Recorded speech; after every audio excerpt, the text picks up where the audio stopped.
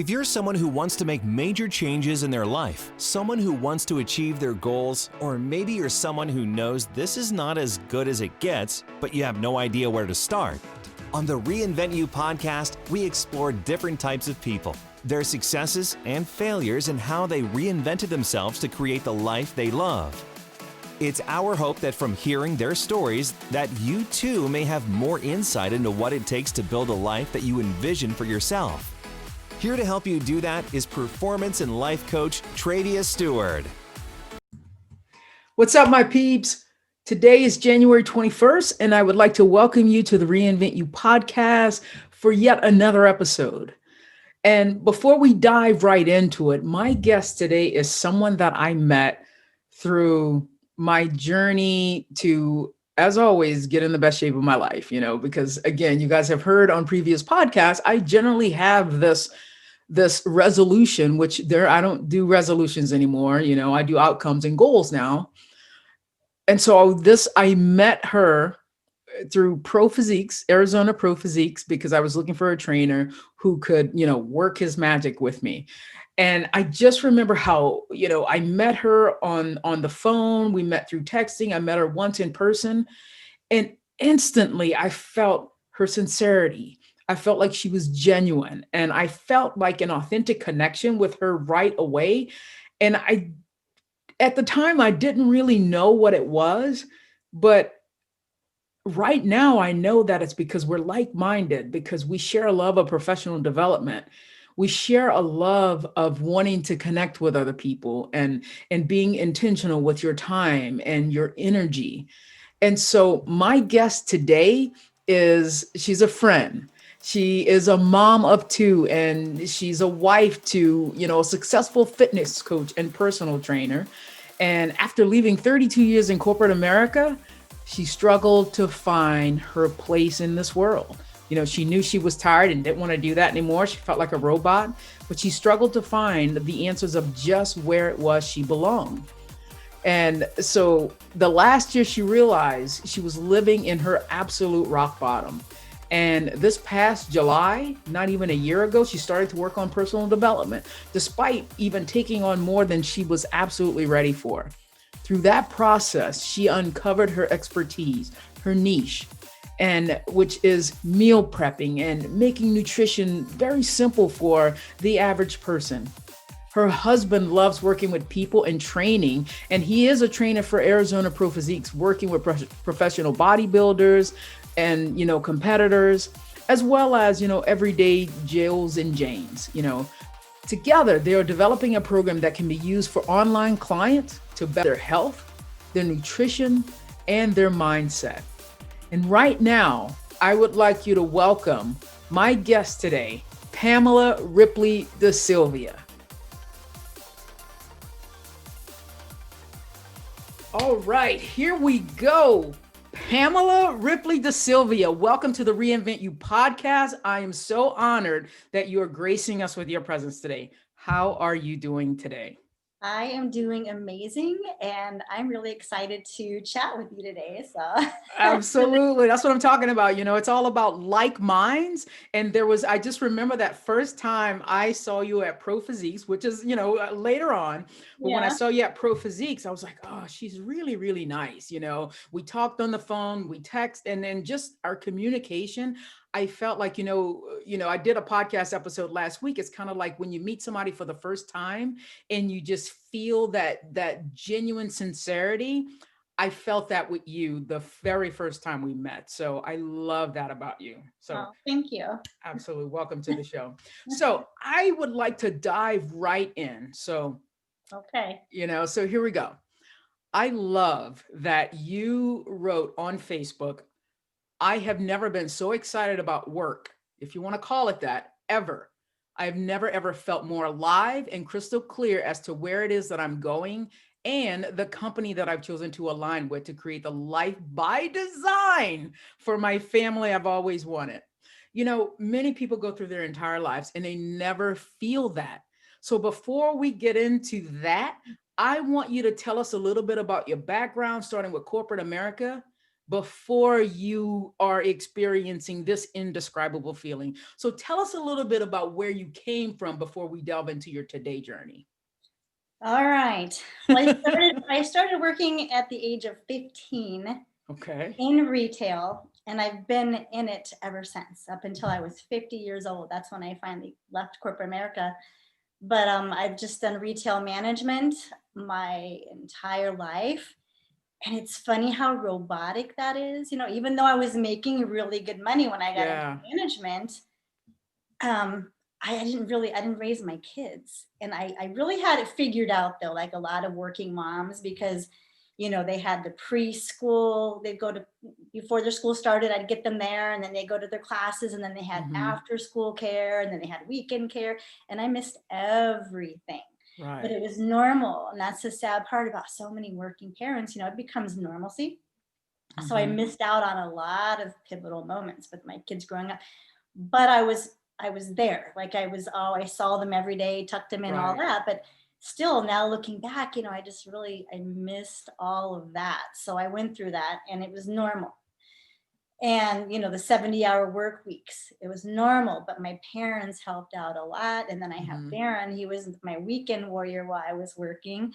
And again, there's that word, it was normal, but I was just missing out on so much, not being home, and treating them to be that way. And that's really where I came from. And then I just kind of lost it when I turned 50. I'm like, I'm not doing this anymore. I'm just not going to do it. Darren decided to take on a little more so I could finally be the one to stay home, and which I've never done. And that's when I started making some changes, but this year really kicked into gear. But that's kind of where I came from with corporate America and all that whole life. Did you receive any pushback from any like family members who are like, girl, you halfway through your life? Or most people, like my brother-in-law says, because he and I are the same age, because I turned 50, I'll be 51 next month. And so it's something about when you hit 50, it's like, we don't give two craps about it. We're doing what we need to do. But some people don't do that. Like my brother-in-law said, hey, Trey, we have more years behind us than we have in front of us. And I go, what? So did you get any of that kind of stuff, like from close friends, family members, like, girl, how are you going to be, giving up your corporate job? You've done all this, you got retirement, you got stability. Why now? I think most of my friends, I didn't get any pushback from any friends at all. And my parents were the ones that I really got it from. I think my friends are pretty excited because I'm very vocal. So they've always known where I'm going. I don't hide anything. Like everybody knows what I'm thinking and where I'm going, Very true. But my parents, they're always the ones, and it's really sad. What are you doing? What are you thinking? What are you going to do? And the funny thing is I've never needed them to take care of me anyways. This whole, it's like I made it through half a century is what I told my mom. Yeah. And I'm still alive, and I've managed to raise kids. So, hey. Boom. So they're really the only ones that I got the pushback from. Right. But, and there's something to be said about that generation, because my mom passed in 2017. So it was before I made my big move, but she would have completely gone, what's the matter with you? That kind of thing, because it's kind of like what I'm realizing is that, especially our generation, like it's kind of like most of us, I know I can speak from experience of not surrounding myself with people who are like, oh, absolutely, go for it. Don't be safe. Go out there and fail fast. Go out there and live your dream and your purpose. My mom would have been like, what? Your purpose is to get your ass out there and go to that 9 to 5 and you come home and you go to sleep. That's your purpose. Yeah, it's the generation. It is. And so, still working, and he's 74 full time because he loves it or because he has to? Both. I think when he's the kind, because he's such a workaholic, when he quits, that'll be the end all for him, because he has something that drives him. But don't think he doesn't bitch about it every day. He's retiring. He's been retiring for the past 10 years every time I talk to him. But that's what drives him, and it's the afraid of not having, like, when they do retire, taking care of everybody. I don't think that's not my generation, even though I want to take care of my kids, but my dad's driving forces to make sure everybody's taken care of before he dies. Right. And I'm like, that's good. I love you for it, but we've missed out on you. Like I Right. don't let kids miss out on me, because I really missed out on that relationship, doing anything with my dad besides talking about work or Yeah. And then ultimately, when you realize, oh, okay, what was my dad's greatest gift to me? Is it the money he left? Or is it the connection and the time you were able to spend together? yeah. You know? It's funny because he came over last night. We had this exact conversation. I should have recorded it. It was so funny. It's about, when I die, you do this, and that, and now you got this. I'm like, Dad, I told him, I said, I don't want to know, because you're not gone. Yeah. And I'd rather when the day comes that the wills, it shows up, I want to know then. I don't want to know now. I'd rather your time. I'd rather Right. the girls spend time with you. That's all I've ever wanted. And I'm 53 now, and I've really never had that. Right. But what it taught me was work ethic. Mhm. That I've been able to, because I also have that I need to live my life mentality. I can maintain that. That's what makes us different. I love that, and that's some of the values work that I do with my clients. And I can tell that your values were first aligned with, because your values can be positive or negative. And so it's like, if you learn that thing from your dad, that it's like, work is more important, you provide for your family. And it doesn't mean that he views as negative. That's something that's passed down to you. And so in doing your work of going into professional development, how do you begin shifting those values to, no, I don't think it's really about that. How have you shifted your values to more align with who you are today? I think what has helped me shift my values is just knowing where I came from and what I don't like about it, that type of stuff. And then looking at, because it was actually, and it is, and that's why I've decided to make the change, affecting my family, my girls, because even though you think something's not hereditary, whatever, I say it is, because however you're brought up, it's in you, and you have to fight for it not to be. You don't just wake up one day and you're like, I'm not going to do that, because if you were raised that way, that's how you were raised. And when I noticed it shifting into my family and my kids, and seeing that I was acting out a certain way or treating them a certain way, and the damage that it was doing, even though I didn't intend that, it's just like habitual because I grew up that way. That's when I'm like, all right, something has to change, because I need to change this right here. Yeah, I totally get that. Like, one of the things that we don't realize how affected we are by our parents, their ideology, our environment, and our friends. And I realized that I always thought I was just okay with money. And I always laugh at my mom, who, she's probably turning over her grave that I say these things on the podcast about her. But she was always a person who was like, sometimes she had more than one job. She would live paycheck to paycheck. She would rob Peter to pay Paul. And there was a time in my life where I thought that was normal. And I followed right in her footsteps and go, what's wrong with that?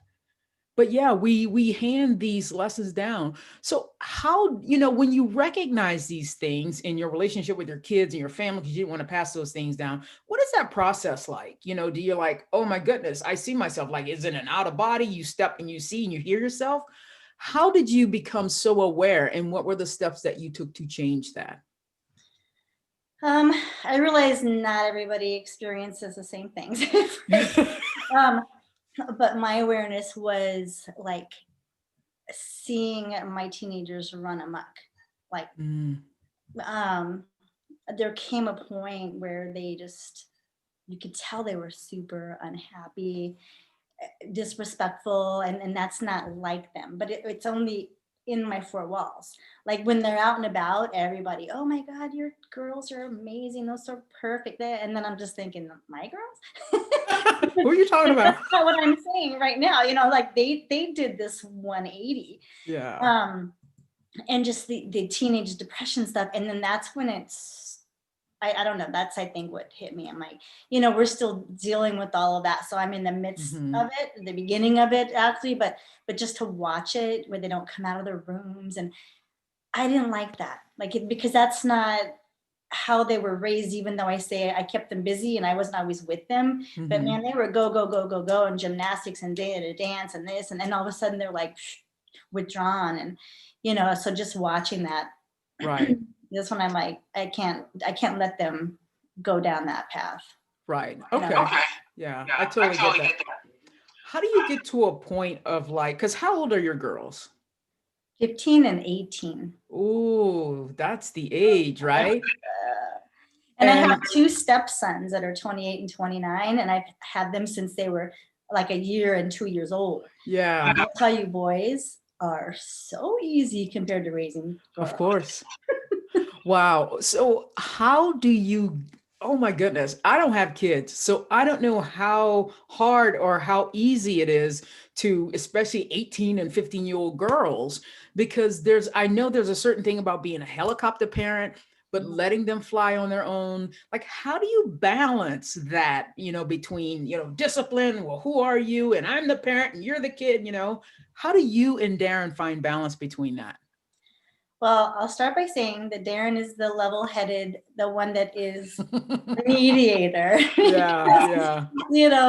I'm just very, I've had to work on delivery and tact, if that's the right word, when it comes to something, because I just like, because I'm Italian, I'm Sicilian, exactly, Oh, cool. So I kind of have a little temper, Italian, Irish, so there's Daren, but he's also learned not to say anything. He just kind of mediates. Yeah. And then when I say something and it's, blood boiling over here, or it's not understood, he'll be the one like, what I think your mom meant to say, or what he would like to talk to you about is, and kind of smooths it out. And then I can sense him doing that. And I'm like, okay, I gotta bring it down a notch. Yeah. I gotta listen a little more, and And the reason why I go there is because I think the evolution of how people change affects how you interact with everybody. So can you take us back to your deciding factor that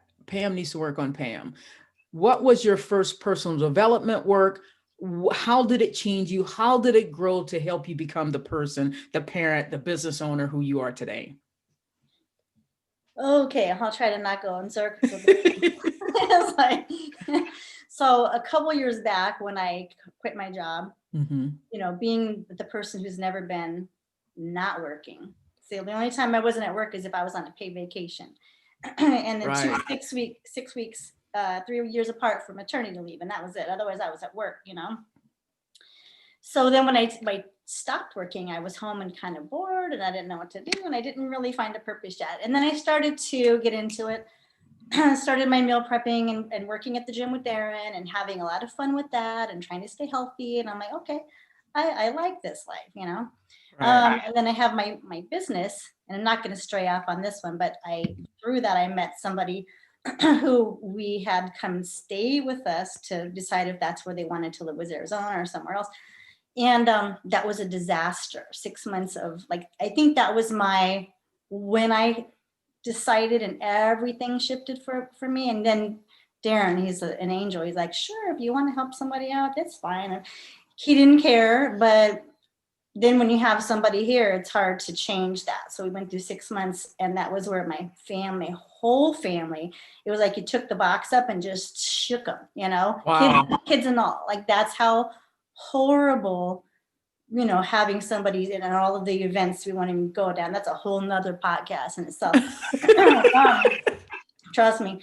But that was then all of that left, that person might get out, all this stuff. And then we still had issues, but at that point, that's when I kind of numbed out, I think, from March, and then enter COVID. So this all happened the end of March. Wow. And then you have March, April, May, June. So those 4 months, I was really numb. I want to say I almost didn't exist, Really? And then the kids weren't in school. Everybody's home. Daren wasn't working. So I would just stay off to myself. And then I decided to do the UPW. And I was well aware of Tony Robbins and UPW, and I already knew of it. Yeah. And I wanted to go to a live event. That's what I've always wanted to do. And then when they finally decided to do the virtual, because they had to, right? Yeah. Okay, well, I'm going to invite, it's what, $400? It's worth it. Right. See what this is all about. And I did it, but it wasn't total immersion. That's why I did it a second time. You know, there's a lot of distractions and it's hard with kids and animals and things, you know. Right. So, but I got a lot out of it. So it kind of started my journey, and that was in July. Mm-hmm. So I did another one in November. But midstream, I met Brian Mayerl, who was one of Tony Robbins' 6 speakers. So he was one of Tony Robbins, one of his national speakers, and I mentor with him.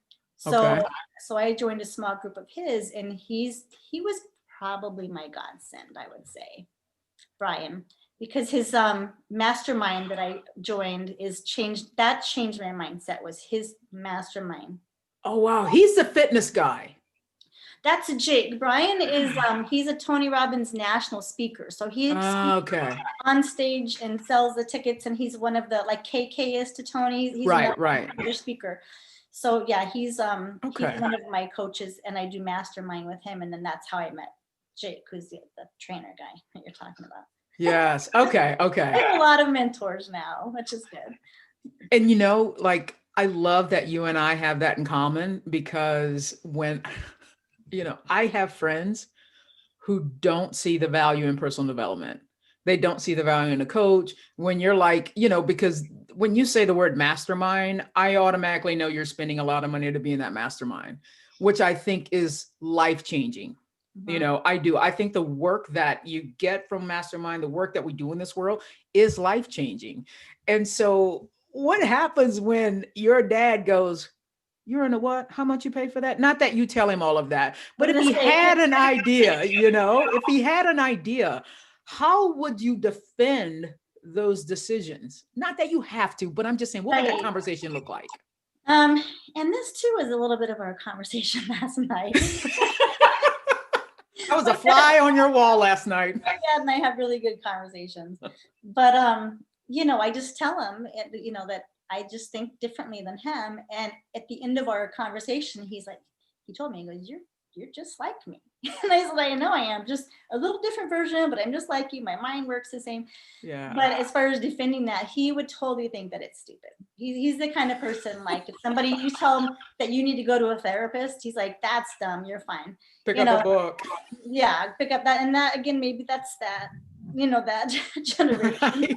But because I know this, don't think I'm going to say anything. I just tell them I'm in class. When I did UPW, I'm like, I have a class. I signed up for a class. And that's what I tell them. And that's fine. Okay. Yeah. You just know the verbiage you need to use with him. Yeah. And you know, like, in speaking of that, because I know you've done Tony Robbins, you know, and I remember I sent you a message asking if the virtual is worth it. Because I don't know, I missed the first one you did, because I'm always doing something. And I tell you, in my entire life, I've never felt more alive. There, you know, when you say indescribable, that you get up and you're excited about the day to get, you know, for this job, why do you think that's missing from corporate America? Is it because, I know you said it's like, you know, you felt like a robot. Why can't that exist in corporate America? That feeling, you know? Mm-hmm. Well, you know, in part of all of my learning journey, I think like Tony and Brian and they just teach, like I was looking over this earlier, like your physical state, you know, change your state, you change your physiology, you know, you get up and you do your celery juice and priming, and, you know, think about it. His mission is to he just wants to help everyone. He wants to serve. I watched Not Your Guru I think last night. I don't know if you've seen that. I have. And, you know how he honestly, like, he'll cry with people. Mm-hmm. So that, like, his heart, like I told Daren, I go, his heart is so, like, I hope that I can build that muscle like that, because it's so genuine, and I have it. But then you go to corporate America, and it's you know, a bunch of strangers, you know, and you're always with customers. You really don't interact very much. And then it's all about numbers. Mm-hmm. And then it just becomes like a hamster wheel, you know? Yeah. And one thing that I've learned, and I think I've known it, but it's really stood out more, is how they don't teach you anything.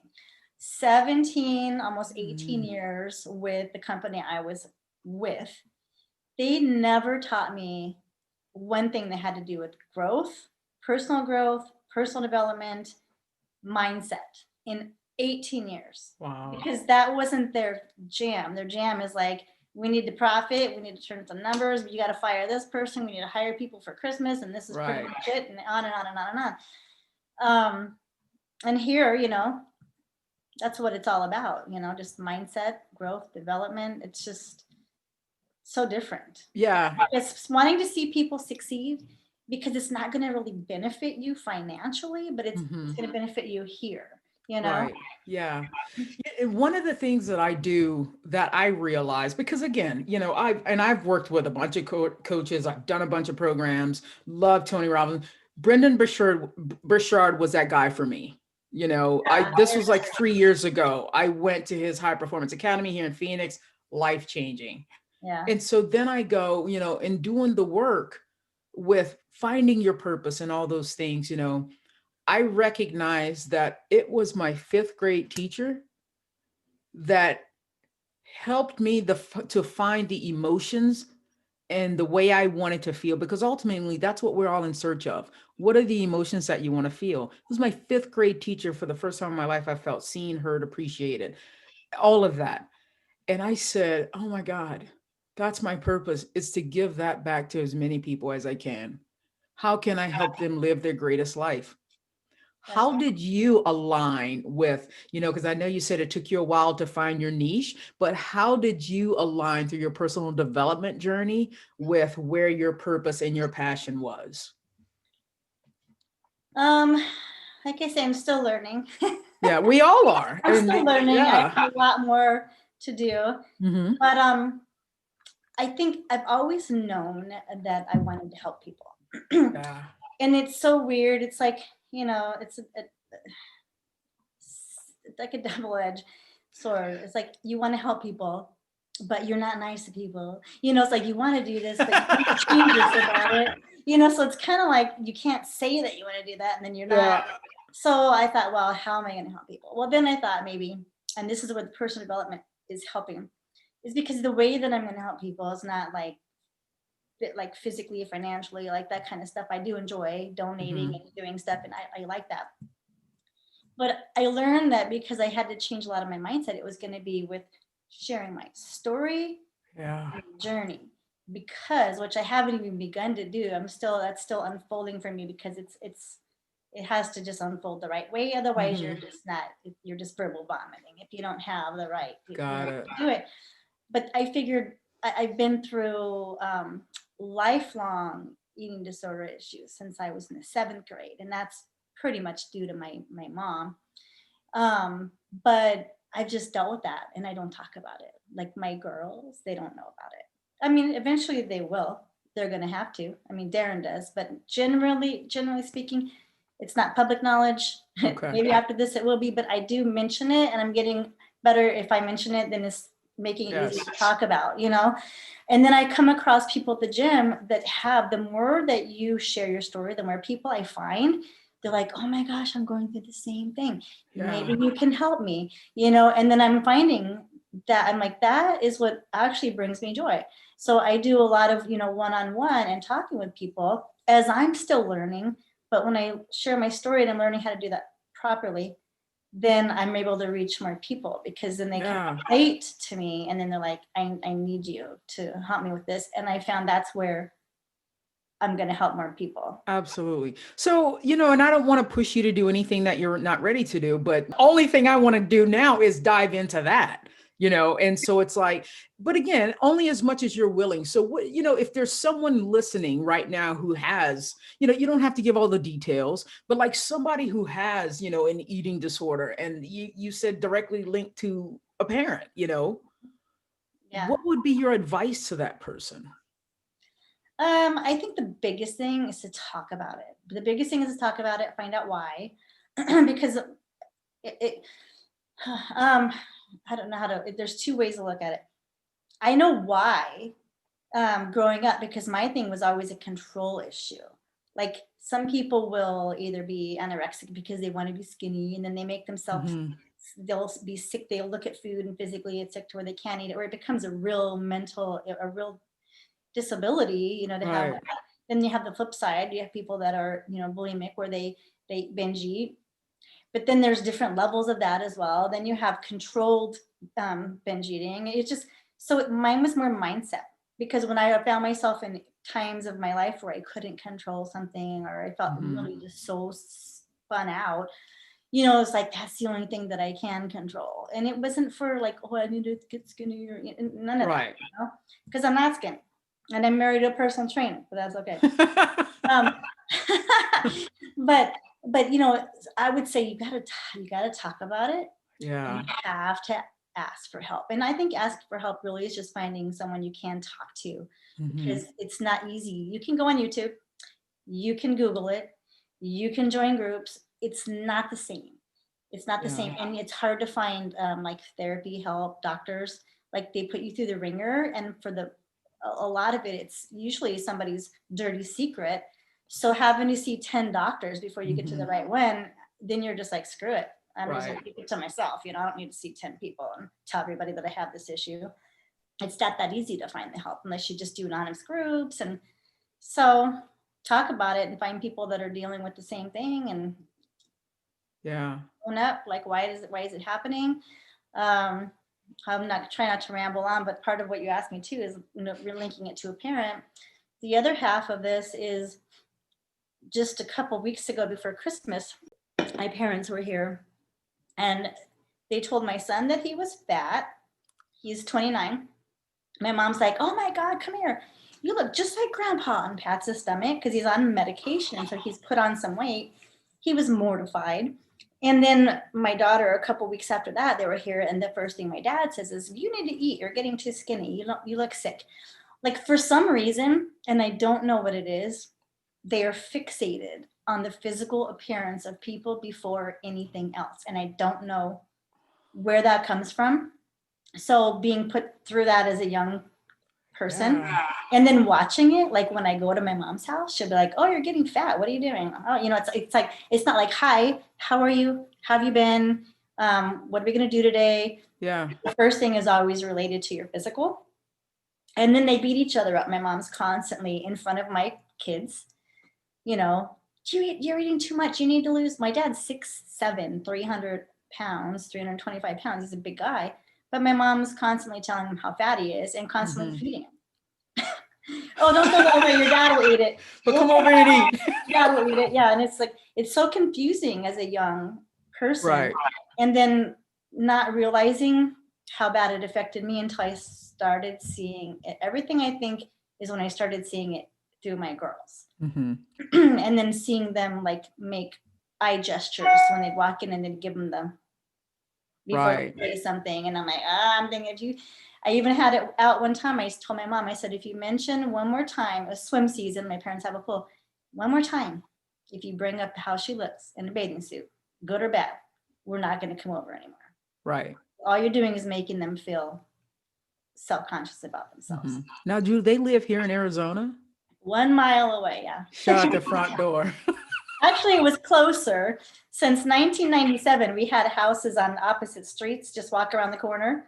And then I moved here to Queen Creek, and they moved with me, but we wanted them to at that time. Okay. And then we would just walk around the corner. And then when all hell broke loose, I sold that house and moved 1 mile, just because my mom doesn't really drive very far.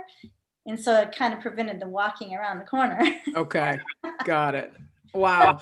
And again, we have so much in common. Your parents sound like my mom. Like, my parents were divorced when I was 2. So really it's my mom, but I'm from Louisiana. And so whenever I would go home and, I'm an adult, and the first thing they would say, you walk in the door and go, oh my God, look at the weight Trey Fevela has gained. Because you call me Fevela. Look at the weight. Oh, you some fat. And I'm like, I should have stayed at my house if I had to deal with this. Yeah. And it's like, oh, and one time she said, oh, look at my baby sitting there eating up all those crabs and shrimp and crawfish. You look like a big fat tail whale.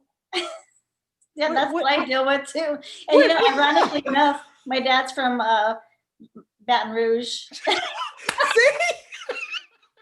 Originally born in Indiana, but half of the family is in Baton Rouge. Oh my God. It's like, yep, that's where they get it.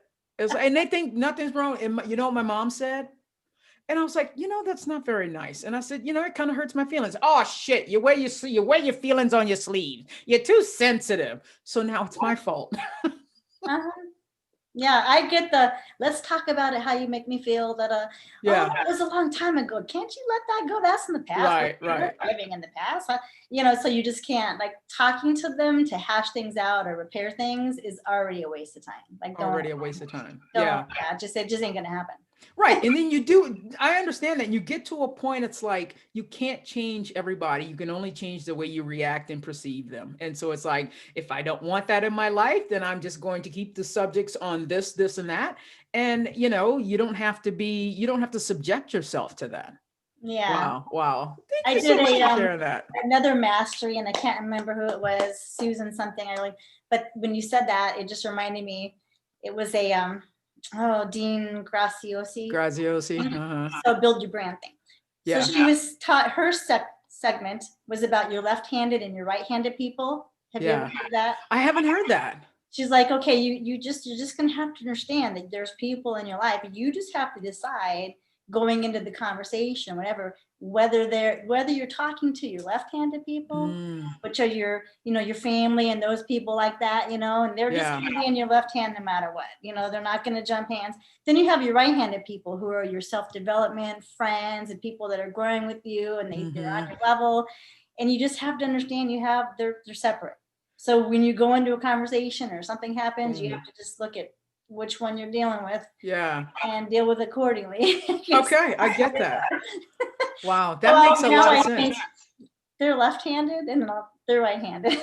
Right. Yes. And then they just stick to that category and you're good. Just my left-handed people. Perfect. So I want to pivot a little bit to, today is, we're early January. It's January the 8th when we're recording this. And again, one of your posts I want to read: on this day, may you change your direction and not dates. Change your commitments and not the calendar. Change your attitude and not the actions. Restore yourself in your faith, your force, and your focus. May you live up to the promises you have made, and may you create not only yourself, but your loved ones over the happiest New Year ever. There's so much in that post. Can you just kind of uncover it, break it down? What did you mean by that post? I don't know how far I can break it down. I think really just trying to change everything but yourself. Yeah.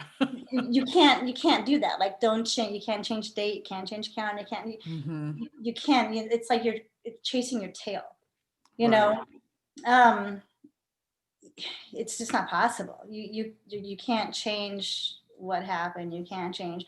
What you can do is change what's happening now. You can change yourself. You can change things around you, but really they're affected by how you think and act. It's not, I can't change my child. I can't change but the way that I react to her, the way that I treat her, and Daren even, it's like, I've learned that.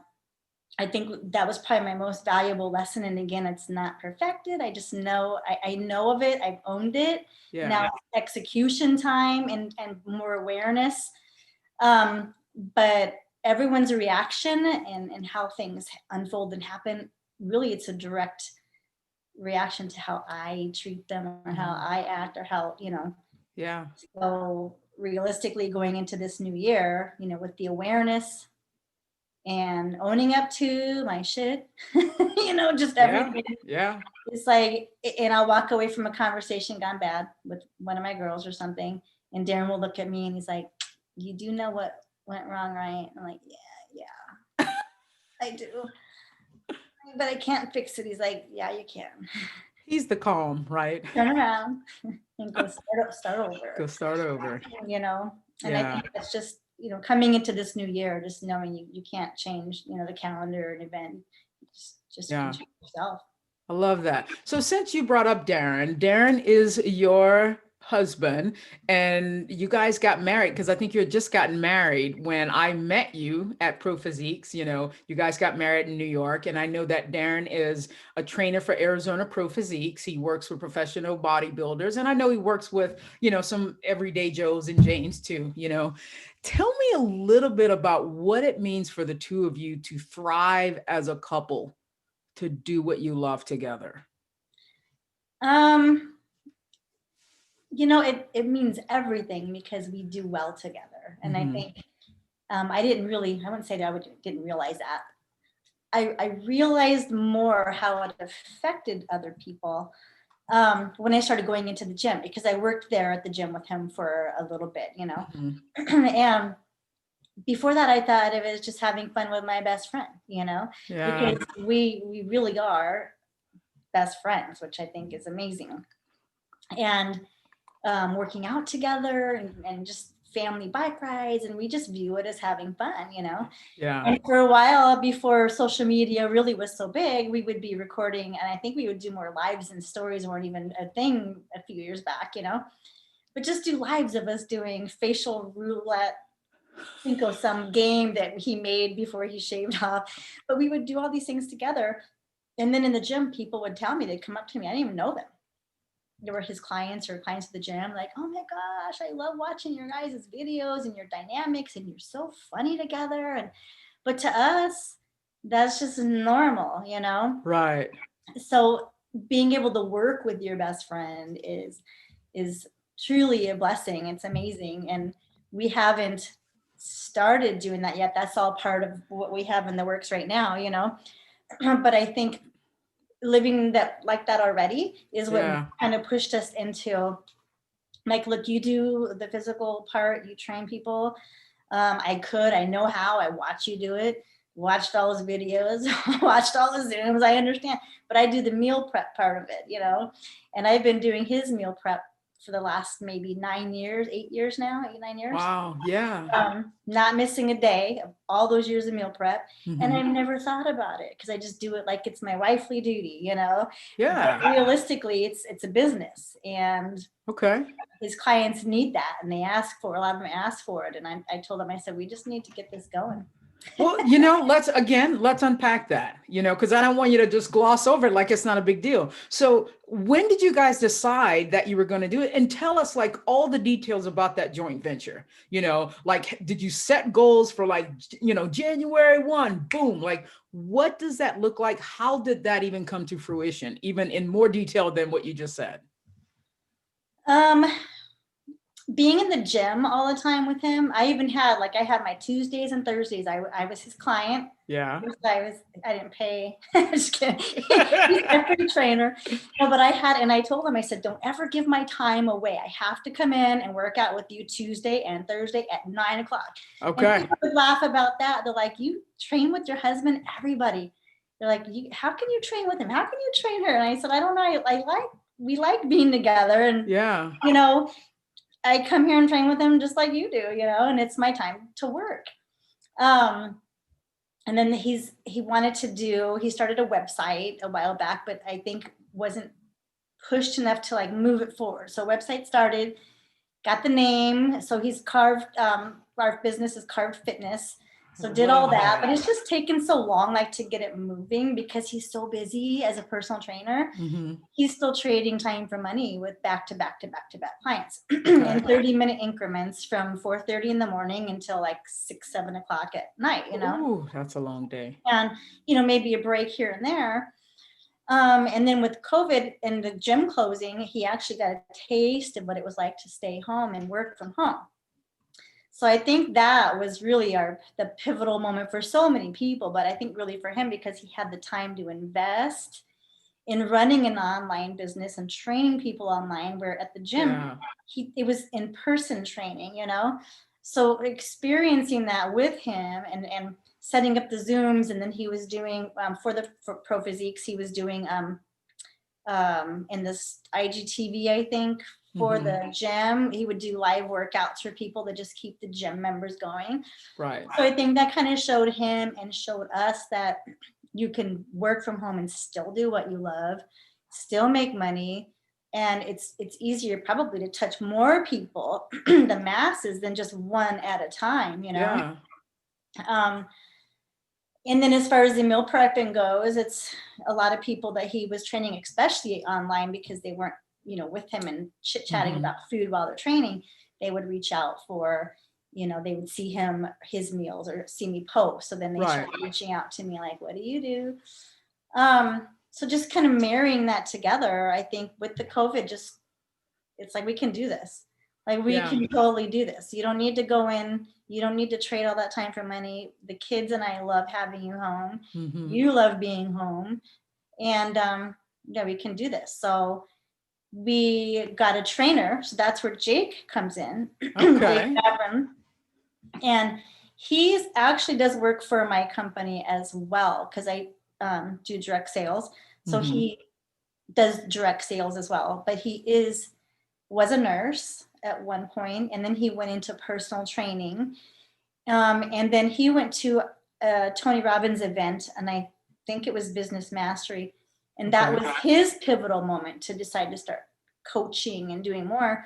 So his mindset is very Tony Robbins. So that's why I was kind of attracted to him as a coach. And he was in my mastermind because, again, you meet a lot of great minds in that arena. And that's how I met him. And he does business mastery and dream body. Okay. So Daren at that point is like, I don't want to have any coaching, and I don't want another trainer to tell me what to do because I know what I'm doing. I said, okay. But I kind of watched, him struggle a little with, like, I knew that I just knew there was more. Like I wanted to level him up, like make him level up. Okay. And you can't tell someone to do it, because that creates problems. So I set up a call with Jake, and I told Jake it's because I wanted, my dream body life mastery thing going on. So we thought we were signing me up. And here's how sweet my husband is. He's ready to pay all that money for me to have my dream body. Yeah. So we're sitting here, the three of us Zooming, and I told Jake, I said, I have a personal training husband, so if I really wanted to step into my dream body, I think I would have done that by now. So I've had this for this long. It can wait another few months so we can get him going. And it just changed. And Jake's like, okay, so we're going to help Daren. I said, I want you to coach him everything you're doing, like how to do the business, how to level up his online business, how to because there's just so much more to learn, and oh my God, contracts and this and that and programs. And Daren didn't have the time to do that. And I couldn't help him because I wasn't sure how he was running that, because each person, he just keeps going, It's like second nature. So I needed someone that did it to help him. And that's where the training to move us to the next level started just a couple of months ago. We have another 4 months left. So going into 2021, we created Car Fitness Mind Body, because he already had the Car Fitness. So he has online training programs now that he's going to start working with more people online, and eventually maybe just make that switch of having nothing but online clients, Zoom, the programs, mentoring. It's going to include mentoring, mindset coaching as well, the meal prepping, all that I do, what he does, we're going to incorporate it into one, and then just help people like that through a program rather than showing up and trading that time for dollars, Yeah. Oh, that sounds so incredible, Pam. What would the meal prepping look like? Would that be something like, would you just kind of here are your meals for this coming 3 weeks, for the next 3 weeks? Or is it going to be a meal delivery kind of thing, like for residents in Arizona? It's more of the meal plans. Okay. And even I thought about doing more videos, YouTube videos, creating a channel or something to show people how to do it. Yeah. At one point, I really wanted to get into my other thing that I love is entertaining. Like I'll give me a charcuterie board, some wine, some. I saw that. I'm that's my favorite thing. You saw my charcuterie board is 5 feet long. Right? I did. Okay. I did. It takes 2 people to move it. That's my thing. Well, there you That's go. my jam. Where I love it. So meal prepping and stuff is just so fun, for me. So also I learned in trying to start a business or dabble in the idea that I didn't like feeding the masses personally like that. If it was a family dinner, Thanksgiving, Christmas, you know, a weekend where people came over for cheese and wine, that's fine. But to make money off of it, it's a commitment that I don't think I'm willing to do that. Like, God bless the people that have the meal prep service and do all that. They have people helping them and then delivery. I don't want to do that. But my meal prep basically looks like portion sizing, and everything is freezable and not in containers. I don't like the plastic container. I'm not 100% environmentally friendly, but I do my part where I can. Yeah. And there's certain things that bug me, and it is those black food prep containers really bother me. Because people like you, the average, I would be throwing away like 3 a day times 7 times 4, you know, just multiply. Right. And it's, so I portion everything different in small baggies. Okay. I've done it for so long, I don't even weigh it. I know what everything weighs, I know. So my whole freezer looks like a library. Yeah. So you pull it out and everything is frozen. I freeze it flat. So my little baggie of rice is like that thin. Nice. Not that big. But everything's flat. I freeze it so you can stand it up, and you just like looking through the catalog. Wow. Rice. Oh, that's so cool. So how long, like, do you meal prep like on Sunday, and it lasts you for how long? Because once you get a system down, which is something that's really, it's a learned thing, but when it makes sense, that's what I try to teach people on. When it makes sense and you get it going, it's just like a rolling food prep in your freezer. You never let yourself run out, like never. Okay. So I will look in the fridge. Just the other day, and Daren had taken his last thing of rice. He still has sweet potatoes in there, but you want to have choices, you know? Absolutely. So I looked and I said, it was like 4:30, 5 o'clock in the morning. I said, oh, you're out of rice. I didn't realize that. And then he came home and I had made 30 bags of rice. So I was like, there you go. You know, because I just see when things are out and you just do it. That's some serious meal prepping. Yeah. That's really cool. I should have had to pick a little, show you how it looks, how my freezer looks. No kidding, because I'm so interested, because I mean, I worked with one of the trainers from Pro Physiques for 6 months or so. And I learned meal prepping and everything. But I've never meal prepped and frozen things. I've only just, meal prepped on Sunday, had enough to go through Thursday. Then we'd probably eat something sensible on Friday. I'd meal prep again on Saturday or Sunday. But girl, you're talking like for the month. That's incredible. I love that. Well, when you pull it out in my freezer, you pull it out and half of it's protein, vegetables, carbs, and then I have a section for leftovers. So it'd be something that I didn't want to throw away, but I didn't want to freeze it for my family didn't want to have it again. And Daren, he'll eat anything. He's like, just freeze it up. I'll take it to work one day. He says, except for fish. I can't heat fish up at work. They'll kill me. Oh, it stinks. Good Lord. So he just it's all just ground turkey and different flavors, grilled chicken, crock pot chicken, different types of vegetables, rice, potatoes. So realistically in your mind, and you know how this works, you need a protein and you need a vegetable all the time. Yeah. And then the carb, like Daren will take one of the rice and break it in half, because that's his carb serving for the day. Mm-hmm. And we don't really weigh or measure. It's just, I eyeball it because I've done it for so long. Those values, you can't go wrong. And he knows. He's like, I want to spread my carbs out and have some rice with this chicken and veggie and some rice with that turkey and veggie. And so he'll break it in half. So you just know. He's like 4 meals. Boom, boom, boom. 4 proteins, 4 vegetables, 1 or 2 carbs. And off you go. And then they're all in bags, so you can mix and match it however you want. The thing is, you just get it in, How do you stay so organized? I feel like you've got like a file system. You're like, oh, there's a LED that's out at rice. Or how do you stay so organized with all of this? OCD. Maybe a little OCD. I'm blown away by this. And I keep it, I buy ice bins. I have it on my Facebook, maybe a little further down if you saw it, but at Target or Walmart, they have those cheap ice bins that you have. The apartment freezers where they don't have an ice maker and you have to crack the cube, just bend. And I have everything in those bins. So it's all separated by bins and all laid out. And it's pretty cool. And the best part with your family, like the kids, they come home and I would tell them, don't eat anything. Like, don't start digging through the snacks and all that crap. Go get something first from the freezer. And because there's variety, it makes them want to eat it. If it was the same chicken, the same rice, the same, green beans, they wouldn't even want to do it. So variety helps too. So the kids will go. Sammy will get rice, but she's not watching her weight. She's all of 95 pounds, 6'5", because she's just a beanpole. Wow. She'll get the rice, but she puts butter in it and it's like sugar on it. And she's like, okay. But the point is, they're not Pringles. So she's eating them. Of course. It's at least good, natural. It's not, Wow. So I feel good about that. I'm so impressed with that. So very cool. So that's meal prepping on steroids. I think so. Yeah. Because my Lord. A lot of intuitive. You've heard that word now. It's I have intuitive eating. Everybody's intuitively eating.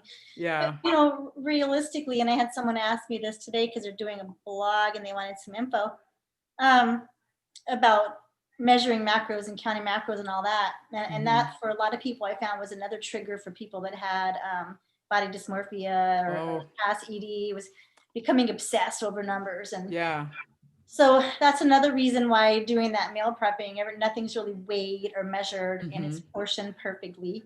If Daren is on a higher protein, then he's going to take 2 instead of 1. But you take 1 vegetable, 1 meat, who cares? And I don't cook with anything in it except dry spices, because adding condiments is where it kills you for a lot of people trying, so I don't do that. So you can change your doctor up yourself.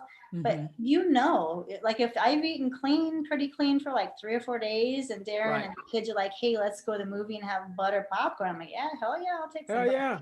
Gotta go to Harkins because that's my favorite. Yeah. Or let's go have pizza. And I don't know. I'm like, hey, I've eaten great for 3-4 days. So what's one meal? And that's another thing we tell our clients. What's one meal? Right. Don't make it a week. Don't make it a weekend. Right. Have your one meal, have what you want, and then get back on track. A lot of people beat themselves up and then they're like, oh, it's Friday afternoon, screwed up, had pizza and ice cream, so I'll start again on Monday. There you go. Like, I know. Start on your next meal. The next meal, right. And just keep going. Yeah, I love that you brought that up with measuring macros. I recently got my nutrition certification with Precision Nutrition. Oh, nice. Because I wanted it to be a supplement to my coaching because, I want to help people with their health and wellness. I mean, I'm not a trainer, but I can say, and so one thing that I love about Precision Nutrition is if, the fist is like carbs, the protein is your palm, here is the amount of fat, your thumb, so it's like, you're just eyeballing this stuff. And because of weighing food for so long, I can pretty much get pretty close to 4 ounces of chicken as well. So I love that. So and that's why it's a lifestyle. Yeah, it is. Train your brain. It isn't hard. Yeah. So very true. So something I'm curious about is, I'm not sure if I'm going to pronounce it correctly or not, but it's Skininmalism. What is that? Skininmalism. Is that your new company? No, the Skininmalism is something that I posted. I think it might have been a hashtag or something, but it is the new wave moving into 2021 where people are wearing less makeup, less filtering. Okay. So that's something you're going to see a lot of. And the Skininmalism post came from our new collagen elixir that was just released today. As a matter of fact, that's next level, 10 years in the making for this. That's how long they've been working on it. But having the complexion, no filters, not having to look fake, very little makeup, and the look is, just not colored. Maybe some glass, maybe, some mascara and a clean face, and just to be more natural. So I think it's Skininmalism is what they're calling that. I came across a post about it as well. Wow. Okay. Because I was like, I wonder. Okay. So see, I love that you just experiment and you explore. Are you ever afraid of failure? It's like, what if I try this and don't succeed? Does that cross your mind? I used to be that way all the time. Fear of judgment, rejection, failure, it's like, and I guess because of my parents, my mom, always being judged or accused of something all the time. You can't, Yeah. everything's judgment. So I think that kind of just made me to where I kind of feared that. So I'm very defensive when somebody would, judge me or say something negative. Of So course. part of what I've learned in this last few months is really to just, who cares, and also put it on them, because if somebody's going to judge me because of something I've said or done, or they don't like the way I look, then I've told myself now, it's like, they're not mad at me. It's something that's going on with them. They have an issue. Yeah. So they're basically like using me or what I said or what I posted or how I look or whatever it is. Right. Because they have an issue with it in their own life, that they're going to become, that negative energy vampire. Yeah. Because it's them. So I have to look at it and say, it's not me, it's them, and I'll help you if you need help with something, or if there's anything I can do. But sorry if I offended you, but maybe you should listen, because I am. Yeah. Oh, that's incredible. I love that. It takes you a long time to get to that point as well, because that's something that I've had to overcome. And I know, and again, I saw that your word for 2021 is focus. And so, which is so cool, all these things you want to focus on. My word for 2021 is bold. Because for that very reason, like when you're saying, being worried about, judgment and stuff. And for the majority of my life, I was worried about those things. And so the reason why my word is bold is because I said in 2021, I'm not going to hesitate. I'm not going to second guess my decisions. And if I don't want to do something, I'm going to say I don't want to do it. Yeah. So that all fell into the category of bold. How did you choose focus? And I think just the last few months, because I really wasn't focused. I was focused on too many different things, focused on what other people thought, focused on what, all that negativity that went down that we had to be subjected to, and that left my house and continued. And it's okay. You just bless and release. And I was so fixated on doing damage control, like who heard what lies are being told, what this, what that, making sure my kids were, okay with what they were going through. It was a family thing, right? Just so much damage control. Like, I'm just all over the place. And even with personal development in the beginning, I took on way too much, because everything went virtual. And I don't think everything that was free, I didn't sign up for. I signed up for everything that was free. Everything. I have like one thing going on and build your brand going on over here. And I have probably 20 notebooks, spiral notebooks. And the only way I can tell them apart is they're by date. Got it. But I have to flip through. And what I found out was I was taking so many notes and learning that it got confusing, because I was hearing one thing and then a little different variation over here. And even though it kind of made sense, but I'm like, well, this person says do it this way and this person says do it that way. Right. And then it became to where I wasn't executing anything, because I got so confused over what I should and shouldn't do that I just stopped. Okay. I just stopped. I'm like, nothing, no more. I'll take days off social media where I won't post, just because I'm like, I need to get away. I need to focus. I need to focus on this upcoming week. I need to, just worry about that, because I think if you just deliver quality, it's a little better than just quantity. It doesn't really mean anything, And so I had to really reel it in. Brian Mayerl, so he's another one of my mentors or coaches. He told me that. He's like, you're focusing on too many things, and you got to like think of it as like, being the honeycomb. Yeah. Everybody comes back, to the honeycomb. So you're just going to be that. And then you can provide value over here, here, and here, but you got to really focus on that, because that's where the bees always come back.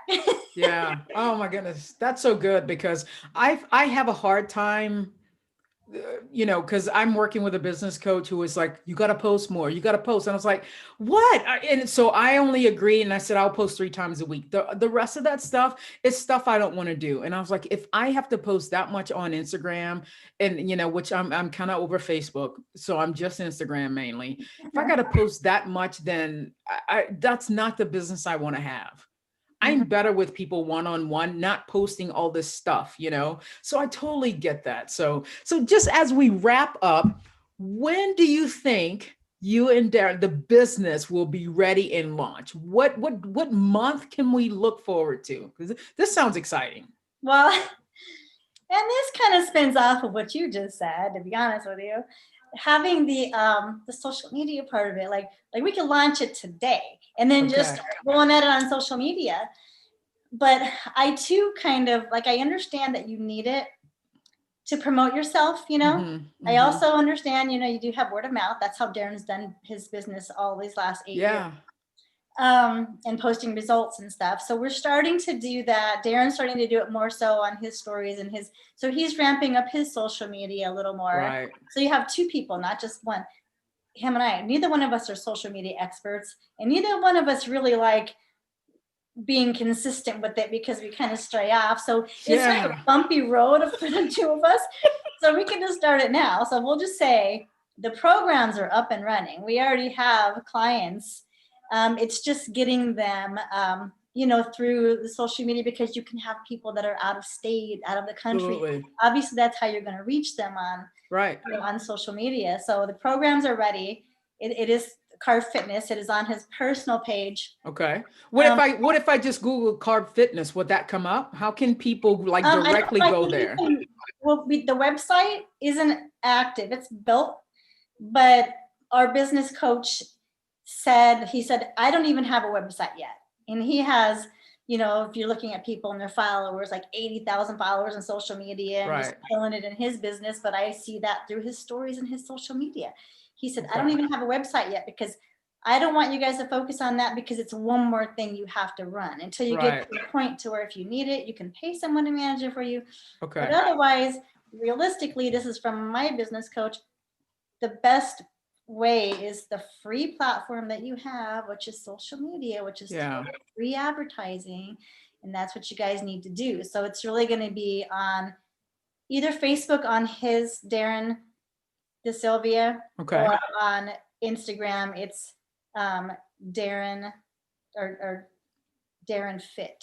Okay. I'll make sure I drop that in the show notes so that we have a link in his bio. I didn't put the link in my bio because technically I'm not Carb Fitness yet. So he's the personal trainer. So it'll unravel to where we're both really promoting the same thing. And I'm promoting Carb Fitness. Right now I'm promoting him, and he's doing it because he's technically the one that's been training for 10 years. And I'm doing So find him on his, and it's Carved Fitness. Carved Fitness, Carb ED, baby, Carb Fitness.